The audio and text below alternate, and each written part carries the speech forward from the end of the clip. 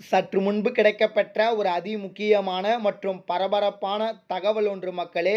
காணொளியை முழுமைக்கும் பாருங்க. செங்கோட்டையன் அண்ணன் அவர்களுடைய பதவி பறிப்பா, இபிஎஸ்ஸின் அதிரடி திடீர் முடிவு, இதை பற்றி தான் அந்த காணொலியில் பார்க்க போகிறோம். காணொலியை தயவு செய்து யாரும் ஸ்கிப் பண்ணிடாதீங்க.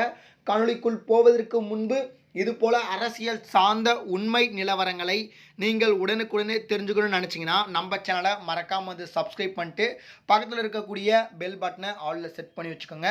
இப்போ வாங்க வீடியோக்குள்ளே போயிடலாம். அதாவது அனைத்து இந்திய அண்ணா திராவிட முன்னேற்ற கழகத்தை பொறுத்தவரை கட்சியில் ஏற்கனவே உட்கட்சி முதல் தலைக்கு மேலே போயிட்டுருக்கு. குறிப்பாக பார்த்தீங்கன்னா, அதாவது செல்வி ஜெயலலிதா அவர்கள் மறைவுக்கு பிறகு அமமுக அப்படின்ற ஒரு கட்சி நம்ம டிடிவி தினகரனால் தொடங்கப்பட்டது. அதற்கு பிறகு பார்த்தீங்கன்னா, அதாவது நம்ம பிஎஸும் இபிஎஸும் பார்த்தீங்கன்னா ஒன்றாக இருந்தார்கள். அதுக்கப்புறம் பார்த்தீங்கன்னா ஒற்றை தலைமை அப்படின்னு சொல்லிட்டு பார்த்தீங்கன்னா கட்சியில் நிலைநாட்டப்பட்டது. அதில் நம்முடைய எடப்பாடி பழனிசாமி அவர்களுக்கு ஆதரவாக தான் பார்த்தீங்கன்னா நிறைய விதமான முன்னாள் அமைச்சர்கள், முன்னாள் மாஜிக்கெல்லாம் பார்த்தீங்கன்னா இருந்தாங்க. ஓபிஎஸ் கட்சியிலிருந்து நீக்கப்பட்டு விட்டார்.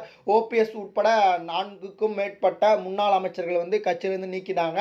சரிங்களா? அதுவே பார்த்தீங்கன்னா ஏற்கனவே கட்சியில் ஏகப்பட்ட உட்கட்சியில் மோதல் போயிட்டு இருக்கக்கூடிய சூழ்நிலையில் பார்த்தீங்கன்னா இப்போ புதியதாக நம்ம எடப்பாடி பழனிசாமிக்கு சிக்கல்கள் வந்திருக்கிறது. குறிப்பாக ஏற்கனவே நம்ம செங்கோட்டையன் அண்ணன் அவர்கள் என்ன சொல்லியிருக்காரு அப்படின்னு சொல்லிட்டு பார்த்தீங்கன்னா, அதாவது ஏற்கனவே நம்ம கட்சியில் நீக்கப்பட்டவர்கள்லாம் பார்த்தீங்கன்னா ஒன்று திரட்ட வேண்டும் அப்படின்ற மாதிரி சொல்லியிருக்காரு. அதாவது அவர் யாரை சொல்கிறாரு அப்படின்னு சொல்லிட்டு உங்கள் எல்லாருமே தெரியும். ஓபிஎஸ், டிடிவி தினகரன், சசிகலா இவர்கள் மூவரையும் ஒன்று திரட்ட வேண்டும் அப்படின்ற மாதிரி சொல்லியிருக்காரு. ஆனால் நம்ம எடப்பாடி பழனிசாமி இதற்கு மறுப்பு தெரிவித்தாராம். அதாவது கட்சியிலிருந்து நீக்கப்பட்டவர்கள் யாரையும் பார்த்தீங்கன்னா மீண்டும் கட்சியில் சேர்த்துக்க மாட்டோம் அப்படின்னு சொல்லியிருக்காரு.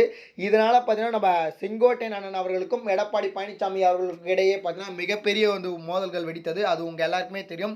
இந்த நிலையில் பார்த்தீங்கன்னா நம்ம செங்கோட்டையன் அண்ணன் அவர்கள் பதவி பறிக்கப்படுமா அப்படின்னு சொல்லிட்டு கேட்டிங்கன்னா, அதுக்கு இப்போ தற்சமயத்திற்கு வாய்ப்பு இல்லை அப்படின்னு தான் நினைக்கிறேன். அதாவது செங்கோட்டையன் அண்ணன் அவர்களுக்கு ஆதரவாக இருந்த 40 பேர் பதவி பறிக்கப்பட்டுள்ளது அப்படின்ற மாதிரியான ஒரு தகவல் வந்திருக்கிறது. ஒருங்கிணை வேண்டும் என்று கழக குரல் எழுந்ததுனால பார்த்தீங்கன்னா செங்கோட்டையன் அண்ணன் அவருடைய பதவி பறிக்கப்பட்டது அப்படின்ற மாதிரி சொல்கிறாங்க. ஆனால் அவர் கட்சியிலிருந்து நீக்கப்படவில்லை. அதாவது அவருடைய பதவியை மட்டும்தான் பறித்தாங்க, ஆனால் கட்சியிலேருந்து அவரை நீக்கலை அப்படின்ற மாதிரி பார்த்தீங்கன்னா சொல்லியிருக்காங்க. இதனால் பார்த்தீங்கன்னா இன்னமும் அவர் பார்த்தீங்கன்னா ஒருங்கிணைப்பு அப்படின்ற ஒரு இதுவை பார்த்தீங்கன்னா தீவிரமாக கையில் எடுத்தார். இதற்கிடையே செங்கோட்டையன் மற்றும் பார்த்தீங்கன்னா அவருடைய ஆதரவாளராக இருந்த 13 பேருடைய பதவியை ஏற்கனவே பறிக்கப்பட்டிருக்கக்கூடிய நிலையில் தற்போது 40 பேருடைய பதவியிலிருந்து இபிஎஸ் நீக்கியுள்ளார் அப்படின்ற ஒரு தகவல் கிடைக்கப்பட்டிருக்கிறது. குறிப்பாக செங்கோட்டையனுடைய ஆதரவாளர்களை 13 பேர் ஏற்கனவே பார்த்தீங்கன்னா பதவியில் நீக்கிட்டார். இப்போ 40 பேராக உழைந்திருக்கிறது அப்படின்ற மாதிரி சொல்லியிருக்காங்க. பதவியில் இருந்தால் நம்ம செங்கோட்டையன் அவர்களை நீக்கியிருக்கிறார்கள். ஆனால் கட்சியிலிருந்து இன்னும் நீக்கவில்லை அப்படின்ற மாதிரி சொல்லியிருக்காங்க. ஆனால் இது கட்சியில் இன்னும் அந்த ஒருங்கிணைக்க வேண்டும் அப்படின்னு சொல்லிட்டு தீவிரம் காட்டினால் அதையும் நாங்கள் செய்வோம் அப்படின்ற மாதிரி பார்த்தீங்கன்னா எடப்பாடி தரப்பு சொல்லப்பட்டிருக்கு.